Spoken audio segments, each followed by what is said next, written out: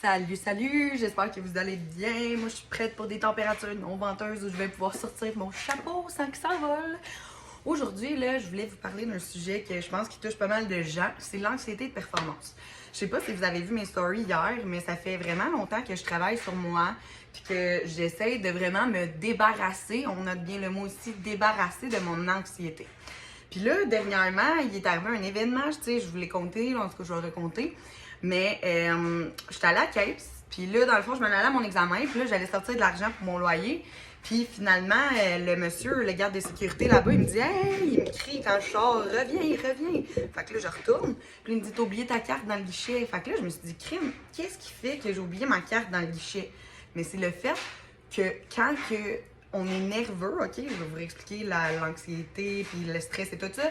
On a premièrement tout ce qui est un sentiment de danger ou qui va mettre notre bonheur, notre intégrité, tout ce qui va chavirer notre vie puis qui va nous causer de la douleur, c'est notre mode survie, ok? Fait que dans le fond, dès qu'on se sent, faut que j'arrête de taper mes mains, j'ai remarqué ça.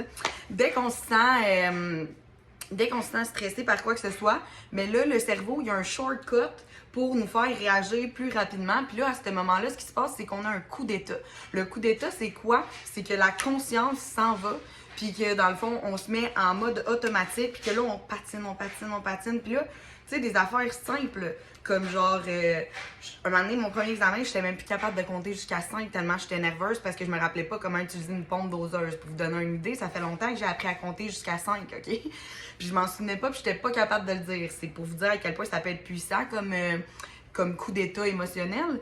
Fait que tout ça pour dire que j'ai compris que dans le fond, aussitôt que je vivais de l'anxiété, de performance, du stress ou quoi que ce soit, mon cerveau, dans le fond, je voulais tellement pas être une personne anxieuse que mon cerveau, il se mettait en mode automatique, boum, de même.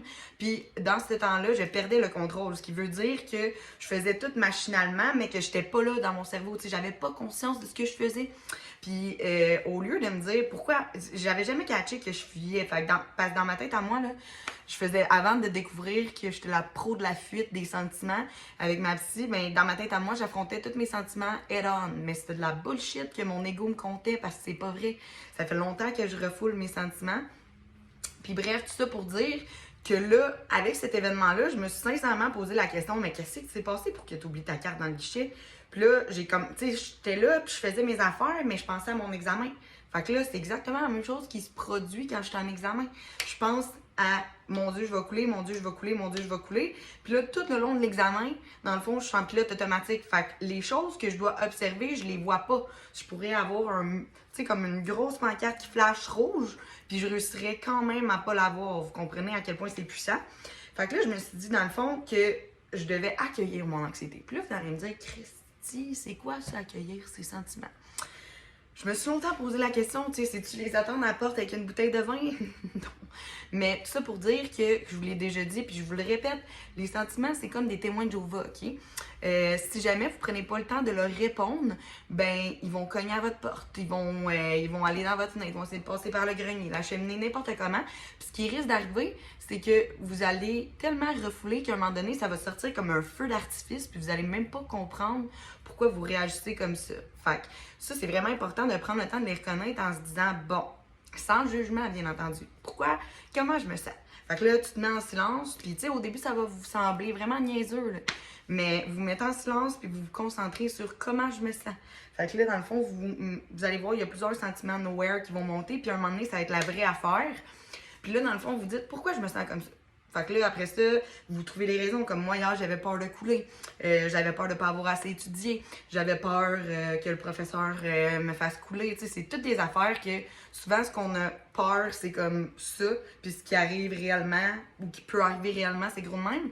Fait que là, j'ai commencé à me rassurer. Comme j'avais un talk avec moi-même. Ça a peut-être l'air schizophrène, mais c'est ça la vie. Tu sais, il faut se parler pour se rassurer. Puis là, dans le fond, je me suis dit, ben voyons, Marie-Pierre, t'as fait tout ce que t'avais à faire. Voyons, c'est sûr que ça va bien aller. T'étais full bonne dans le cours. Si tu te concentres, si tu regardes ce que tu fais, on va le faire ensemble. Puis là, pour une fois, la clé de ça, c'est que j'ai accepté mon anxiété. J'ai accepté la petite fille en moi qui a peur de l'échec, qui a peur des conséquences de l'échec, comme si c'était genre la fin du monde. Ben, j'ai dit, viens-t'en, tu sais, je l'ai pris par la main. Puis j'ai dit, on va faire ça ensemble. Puis honnêtement, là, ça a été le meilleur examen en 2 ans de DEP, là. Parce que j'ai vu chacun des détails. Je regardais chaque affaire. Je me disais, bon, ben ça, c'était comme ça. Ça, c'était comme ça. Puis j'étais pas pressée de crisser mon camp de cet examen-là parce que j'étais en contrôle. Puis oui, j'ai eu peut-être une petite bouffée de chaleur ou deux, mais au lieu de me dire, hey, pas encore une crise d'anxiété, t'es vraiment faite, t'es vraiment conne de faire ça, pis tout, je me suis juste dit, garde, c'est pas grave, là. Calme-toi, ça va vraiment bien ton examen. Continue de même, puis tu vas être fière de toi après. Puis habituellement, quand je finis un examen, je suis tellement brûlée que je m'en vais presque me coucher parce que dans le fond, c'est comme si mon cerveau se mettait tout le temps en mode défensif. Il attendait tout le temps, puis il cherchait tout le temps, puis il patinait tout le temps, puis je mettais tellement d'énergie à me dire je suis pas anxieuse, puis à refuser mon sentiment que je finissais mes journées, puis j'étais brûlée, puis de toute façon, mon anxiété, elle finissait par exploser, puis je faisais une crise 1000 fois pire que hier, quand j'ai pris le temps d'acknowledge, pas si, mais de reconnaître comment je me sens, de l'accueillir. Tu sais, si vous voulez pas vous parler dans votre tête, je comprends, là, mais tu sais, vous pouvez l'écrire au PDP, c'est bon aussi de l'écrire, puis de réécrire en dessous la façon dont on se rassure, parce que les peurs, c'est irrationnel, les amis. Fait que si vous laissez vos peurs guider votre vie, mais c'est normal que vous soyez insatisfait de où vous en êtes présentement. Par contre, si vous vous dites, OK, j'ai peur, mais je vais avancer pareil, puis je vais aller voir ce qui se cache au fond de cette peur-là, puis j'ai peut-être quelque chose à comprendre de ça. Fait que ça me permet d'avancer, puis je vous le dis, là, bien qu'une fois, là, ça va vous arriver, là, vous allez capoter comment vous allez vous sentir bien après. C'est comme si, moi dans le fond, je me sentais comme si j'avais perdu le contrôle de mon cerveau, là. Je commençais à être désespérée. Puis là, pour une fois, j'ai pas essayé de faire comme moi je voulais, mais je suis vraiment allée à comment moi je me sentais. Puis ça a été un franc succès, puis je suis vraiment contente. Fait que si jamais vous avez des questions ou quoi que ce soit, n'hésitez pas à venir me parler. Mais essayez ça la prochaine fois. C'est vraiment, vraiment, vraiment un soulagement et une fierté de pouvoir accomplir ça. C'est sûr et certain que ça prend plus qu'une fois à le faire. Par contre, avec la persévérance, il n'y a rien qui nous résiste.